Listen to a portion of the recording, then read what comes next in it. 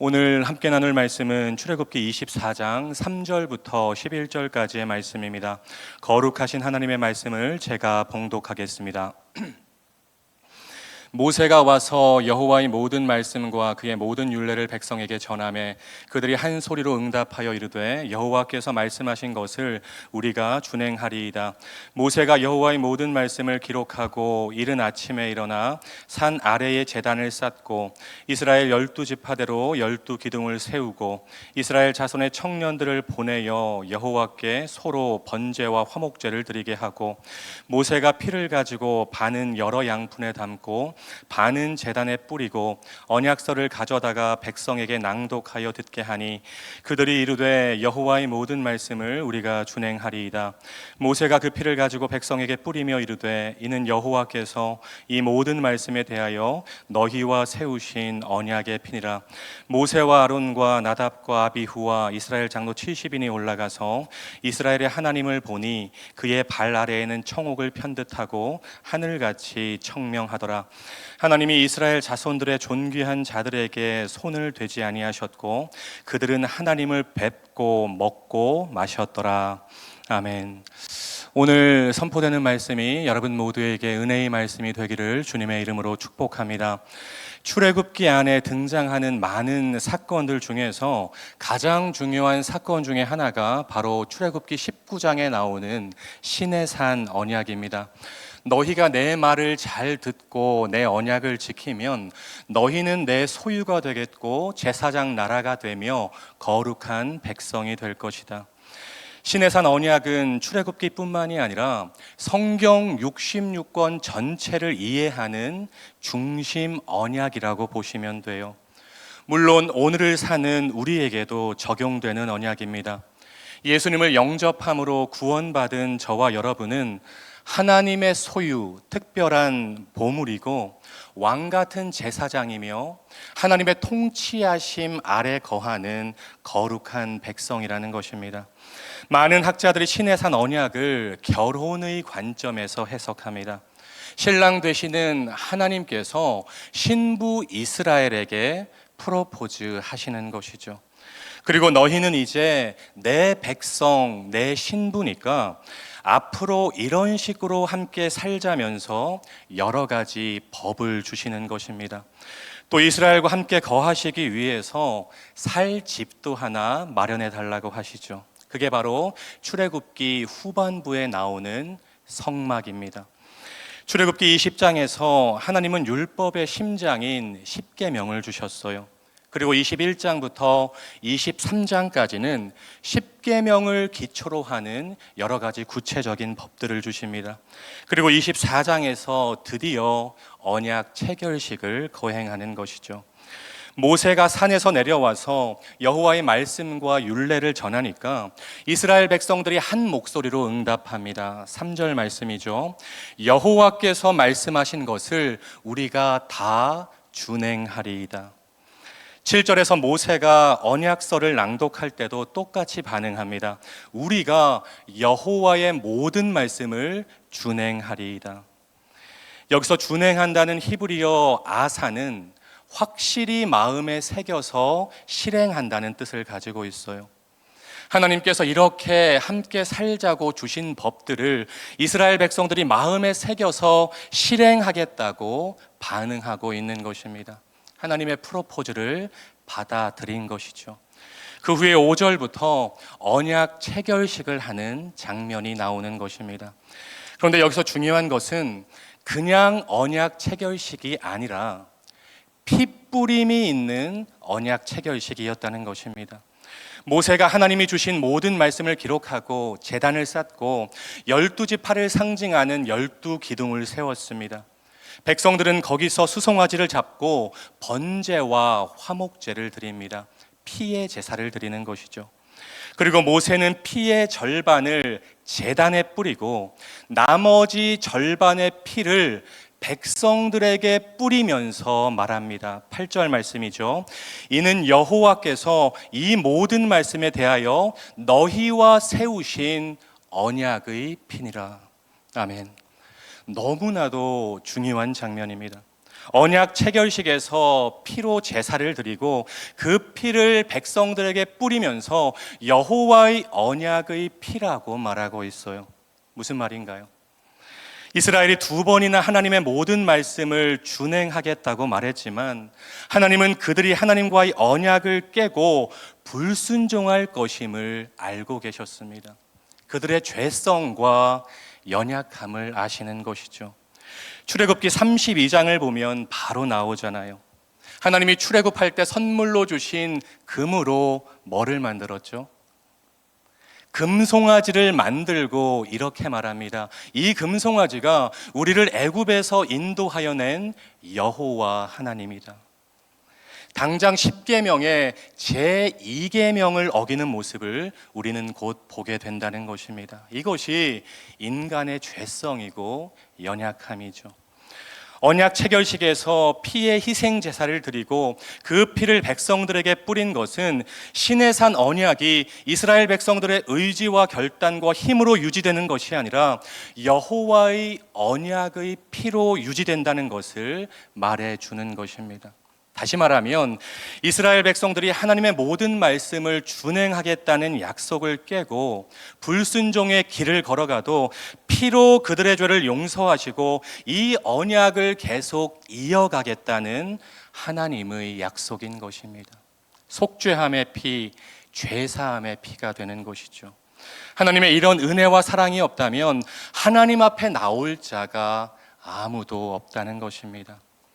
핏부림 후에 모세와 아론과 나답과 아비후와 이스라엘 장로 70명이 산에 올라가서 하나님을 뵙고 먹고 마셨다고 11절은 말하고 있습니다. 참으로 놀라운 장면이죠. 죄인들이 거룩하신 하나님의 임재 앞에서 하나님과 교제하고 먹고 마실 수 있었다는 것입니다. 여러분, 이것이 어떻게 가능할까요? 거룩하신 하나님을 만나면 죽는 것인데, 하나님을 대면하면 죽는 것인데 어떻게 하나님을 뵙고 하나님 앞에서 먹고 마실 수 있었을까요? 핏부림, 여호와의 언약의 피가 그것을 가능하게 한 것입니다. 사랑하는 여러분, 오늘 핏부림의 언약 체결식을 묵상하면서 우리가 얼른 떠올려야 되는 사건이 있습니다. 바로 예수 그리스도의 십자가 사건입니다. 죄로 인해 죽을 수밖에 없는 나를 위해서, 하나님과의 관계가 완전히 끊어진 우리를 위해서 하나님의 본체이신 예수님이 이 땅에 오셨고 십자가에서 피를 뿌려주셨습니다. 예수님의 보혈을 저와 여러분에게 뿌려주셨어요. 그리스도인은 어떤 사람들이냐? 그리스도인은 예수님을 구주로 영접함으로 예수 그리스도의 보혈이 뿌려진 사람들이라는 것을 믿으시기를 주님의 이름으로 축복합니다. 너무나도 중요한 거예요. 하나님의 자녀들, 그리스도인은 하나님을, 예수님을 영접하고 믿음으로 예수 그리스도의 보혈이 뿌려진 사람들, 예수님의 보혈로 핏부림을 받은 사람들이라는 것이죠. 이 믿음이 우리 안에 분명히 있어야 돼요. 나는 예수님의 보혈이 머리끝부터 발끝까지 뿌려진 하나님의 백성이다. 그 피로 인해서 내가 의롭게 되었다. 내가 거룩해서가 아니에요. 여러분이 착해서가 아니에요. 내가 말씀을 다 지켜서가 아니에요. 우리는 하나님의 말씀을 지킬 힘도 능력도 없습니다. 다만 예수 십자가의 보혈이 우리를 의롭다 칭함받는 존재가 되게 한 것입니다. 예수 보혈의 능력으로, 예수 십자가의 핏부림 사건으로 우리는 죄사함을 받았고 하나님과의 깨어진 관계가 회복되었고, 그래서 하나님과 친밀한 교제를 나눌 수 있게 되었다는 것입니다. 하나님의 은혜의 보좌 앞으로 담대하게 나아갈 수 있는 힘을 얻게 된 것이죠. 여러분, 성부, 성자, 성령의 삼위일체 하나님은 서로 엄청나게 친밀한 사랑의 교제를 나누고 계십니다. 성부가 성자를, 성자가 성령을, 성령은 성부 하나님을 사랑하며 사랑의 교제를 나누고 계세요. 우리가 예수님을 구주로 영접하고 믿을 때 그 친밀한 사랑의 관계 안으로 들어가게 되는 것입니다. 이것이 믿는 자들만이 누릴 수 있는 엄청난 특권인 것이죠. 이제 우리는 날마다 하나님의 존전에 나와서 하나님의 얼굴을 구하며 하나님과 교제할 수 있습니다. 하나님의 임재 안에서 하나님을 예배하고 하나님께 기도할 수 있습니다. 하나님 앞에 담대하게 나와서 하나님을 뵙고 먹고 마실 수 있습니다. 때때로 죄를 지어도 자복하고 회개하면 예수 보혈로 덮임받고 용서함을 받을 수 있습니다. 예수 보혈의 능력이, 예수 십자가의 핏부림이 이 모든 것을 가능하게 한 줄로 믿습니다. 오늘 설교를 준비하면서 찬양 한 곡이 떠올랐어요. 오늘 이 찬양을 들으시면서 동네 세미줄 성경을 묵상하는 여러분 모두가 되었으면 좋겠습니다. 예수 피를 힘입어라는 찬양입니다. 가사를 한번 들어보시죠. 주의 보좌로 나아갈 때에 어떻게 나가야 할까? 나를 구원한 주의 십자가 그것을 믿으며 가네. 자격 없는 내 힘이 아닌 오직 예수님의 보혈로. 자격 없는 내 힘이 아닌 오직 예수님의 보혈로. 십자가의 보혈, 완전하신 사랑 힘입어 나아갑니다. 십자가의 보혈, 완전하신 사랑 힘입어 예배합니다. 아멘. 사랑하는 말씀 삶 공동체 성도 여러분, 예수님을 믿음으로 여러분에게 주어진 특권을 놓치지 마시기 바랍니다. 여러분은 예수님의 보혈이 뿌려진 사람들입니다. 여러분의 삶이 그 보혈의 능력으로 한 걸음 한 걸음 하나님께 가까이 나아가는 삶이 되었으면 좋겠습니다.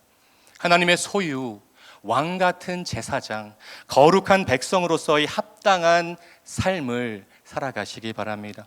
십자가의 보혈, 완전하신 사랑을 힘입은 자로서 하나님과 친밀하게 교제하고 하나님을 전심으로 예배하고 하나님께 간절히 기도하는 삶을 사시기 바랍니다. 혹시 여러분 안에 해결되지 않은 죄가 있다면 방치하지 마시고 하나님께 자복하고 회개하시기 바랍니다. 그러면 예수의 보혈로 여러분의 주홍같이 붉은 죄가 눈과 같이 희게 될 줄로 믿습니다.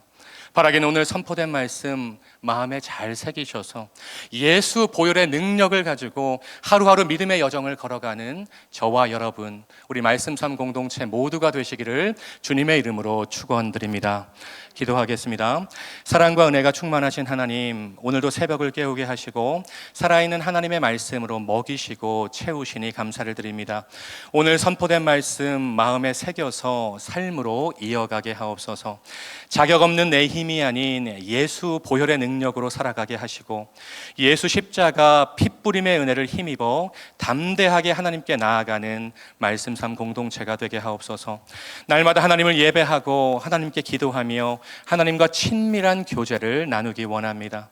나는 하나님의 소유고 왕 같은 제사장이며 거룩한 백성이다.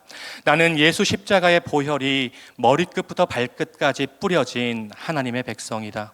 그 피로 나는 의롭게 되었다. 날마다 믿음으로 선포하며 당당하게 살아가게 하옵소서. 예수님의 이름으로 간절히 기도드립니다. 아멘. 계속해서 다음과 같은 기도 제목으로 함께 기도하겠습니다. 지금 들은 말씀이 내 삶으로 이어지게 하옵소서. 말씀 묵상이 길입니다의 표어처럼 말씀 묵상에 힘쓰는 2023년이 되게 하옵소서. 동네 세미줄 성경 소그룹 말씀 묵상을 통해 하나님의 은혜를 깊이 깨닫게 하옵소서. 전쟁과 질병과 가난으로 고통받는 이들을 불쌍히 여겨주시고 위로하여 주옵소서. 육신의 질병과 마음의 질병으로 고통받는 지체들을 주님 권능의 손으로 안수하사 치료하옵소서. 우리나라의 정치, 경제가 안정되게 하시고 하나님의 정의와 평화가 강물같이 흐르는 나라가 되게 하옵소서. 공동기도문의 기도 제목과 여러분 각자의 기도 제목으로 기도하신 후에 삶의 자리로 나아가시겠습니다. 함께 기도하겠습니다. 사랑과 은혜가 풍성하신 하나님 감사합니다. 하나님 오늘도 새벽을 깨우게 하여 주시고 하나님의 살아있는 말씀, 운동력 있는 말씀으로 저희를 먹여주시니 감사합니다. 아버지, 오늘 선포된 말씀 한 귀로 듣고 한 귀로 흘려버리는 말씀이 되지 않게 하여 주시고 우리의 마음에 새겨서 삶으로 이어지는 운동력 있는 말씀, 레마의 말씀이 될 수 있도록 주님 아버지 인도하여 주시옵소서. 아버지, 오늘 선포된 말씀이 우리의 삶으로 이어지기를 원합니다.